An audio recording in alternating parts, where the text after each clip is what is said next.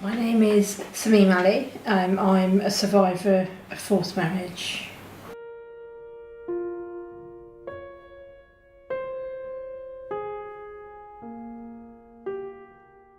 I was raised in a children's home from 6 months old until I was 7. I was a very inquisitive child, and by the time I was 12, I became a gobby teenager. I started answering back. I started telling them, you can't hit me anymore. And so forced marriage is always about power and control. They thought that they couldn't control me anymore, so they took me to Pakistan and did the unthinkable. I was forced into marriage at the age of 13. My mother brought me back to the country at the age of 14. I was pregnant at the time. I gave birth to a baby boy in this country. There was involvement from the midwives, nurses and everybody, but nobody batted an eyelid. Nobody even asked me any questions at all. They forced me into this marriage.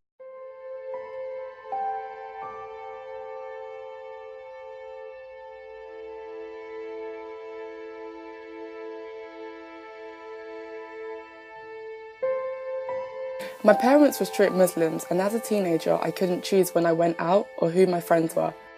I wasn't a rebel, I just wanted an independent life like the girls I saw on TV.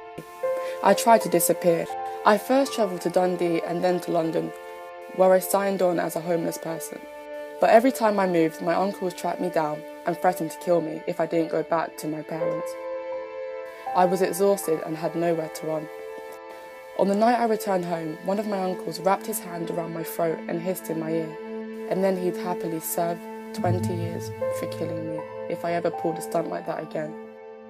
My name is Jasmine Danish, and I've been working in and around education and social issues for the last 38 years. If it means that you become the talking point for the rest of society in your community as somebody who's challenged the order of things, you're disgraced, in inverted commas. That disgrace, rather than the family suffer it, will then backfire on the person who's caused it, and therefore you get the violence that's perpetuated around. Soon afterwards, my parents told me we were going on a family holiday to visit relatives in Pakistan. But from the day we arrived, I was bombarded with pressure to marry a man I was distantly related to on my father's side. In my culture, girls are taught from the age of, a very small age that, you are the honour of the family. And so you're actually raised with that in your head. You don't do anything that will shame the family. And if you do, then, you also know the consequences. Young people who've had marriages arranged and maybe don't want to go down that route have to battle against expectations, social pressure, what's expected of them, their sense of morality and duty, and also keeping everybody happy. So whether they're bullied into it or simply persuaded into it through lots of emotional blackmail, that's what happens. I never laid eyes on this man till the ceremony, and on our wedding night, he raped me. When I told my mother the next day, she just told me that it's the man's prerogative if he wants to have sex. He became more and more controlling and violent towards me.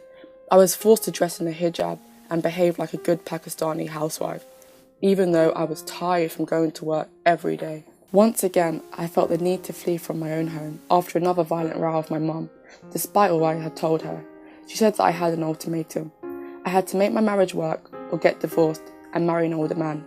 I'll never forget my own mother saying to me, "You're damaged goods now, no one will want you." They think they're doing the best for the girl child, and to have yourself dishonoured is worse than the fate that awaits the girl, because your thinking is that is not going to happen. You're doing what you think is going to be best. That night, I tried to commit suicide. I slashed my wrists across, the way they show it on TV dramas, and I just sat there, crying.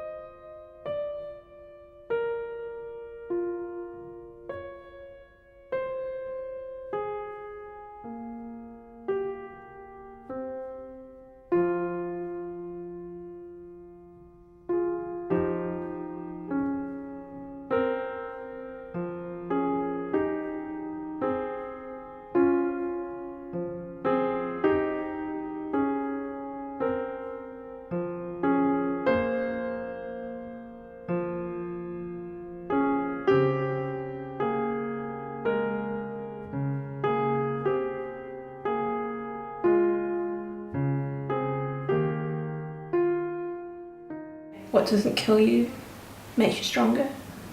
That's exactly how I became. I became a strong person who, you know, a protective mother and a guardian.